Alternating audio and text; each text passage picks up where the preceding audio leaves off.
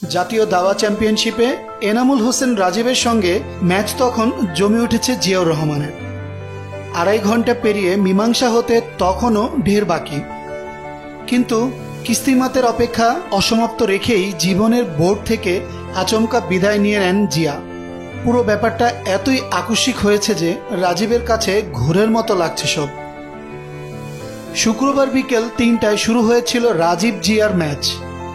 5:45টার দিকে চেয়ার থেকে লুটিয়ে পড়ার পর প্রবল চেষ্টাতেও আর ফেরানো যায়নি দেশের ইতিহাসের দ্বিতীয় এই গ্র্যান্ডমাস্টারকে। মাত্র 50 বছর বয়সেই একই সঙ্গে ভালোবাসার দাবা ও জীবনের বোর্ড থেকে চিরবিদায় নিয়ে নেন তিনি। জিয়ার শেষ সময়টায় উল্টা পাশের চেয়ারে ছিলেন রাজীব। তার সঙ্গেই হয়েছে শেষবারের মতন কথা। রাজীব জানান যন্ত্রণার সেই সময়ের ঘটনা প্রবাহ। আমি আর জিয়া ভাই খেলছিলাম, হুট করে তিনি লুটিয়ে পড়ে গেলেন। জিয়া ভাইয়ের মাঝে কোনো অস্বস্তির চিহ্ন ছিল না। উনি ডান দিকে ঝুঁকে আচমকা পড়ে গেলেন।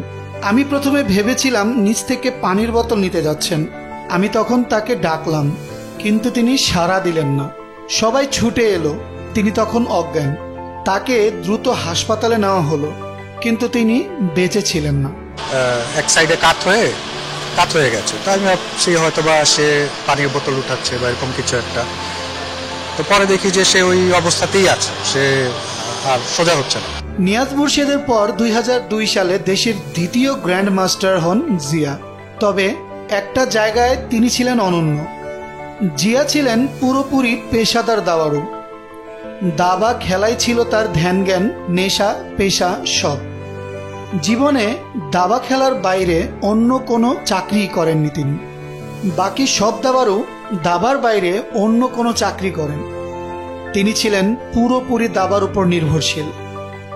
স্থানীয় ও আন্তর্জাতিক টুর্নামেন্টে অংশ নেওয়ার আয় দিয়েই চলত তার জীবন।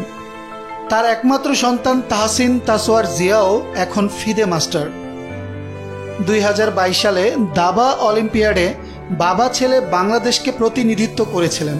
তার স্ত্রী তাসনিম সুলতানা লাবণ্য একজন শৌখিন দাবাড়ু, অর্থাৎ দাবা দিয়েই ঘেরা ছিল জিয়ার জীবন। 2020 সালের করোনার মহামারীর সময় কঠিন অবস্থায় পড়েন জিয়া। এরপরও অন্য কোনো চাকরির খোঁজ করেননি তিনি। এতটাই ছিল দাবার প্রতি তার ভালোবাসা। জিয়ার এভাবে লুটিয়ে পড়া ও চলে যাওয়ার প্রেক্ষিতে শুক্রবার দাবা চ্যাম্পিয়নশিপের সবগুলো ম্যাচই ভেস্তে যায়। শেষবার প্রতিপক্ষ পাওয়া দাবাড়ুর প্রতি রাজীব নতজানু। নির্দ্বিধায় তিনি তাকে দিলেন সেরার স্বীকৃতি। তিনি বলেন, আমি মনে করি জিয়া ভাই বাংলাদেশের সেরা দাবাড়ু। তিনি যা অর্জন করেছেন আমি বা অন্যদের জাতীয় বা আন্তর্জাতিক পর্যায়ে তা অর্জন করা সম্ভব হবে না। জাতীয় ও আন্তর্জাতিক আসরের ফাঁকে কোচিং করাতে শুরু করেছিলেন জিয়া। অনেক স্বপ্ন, পরিকল্পনাও ছিল। সবই থেমে গেল মাঝপথে।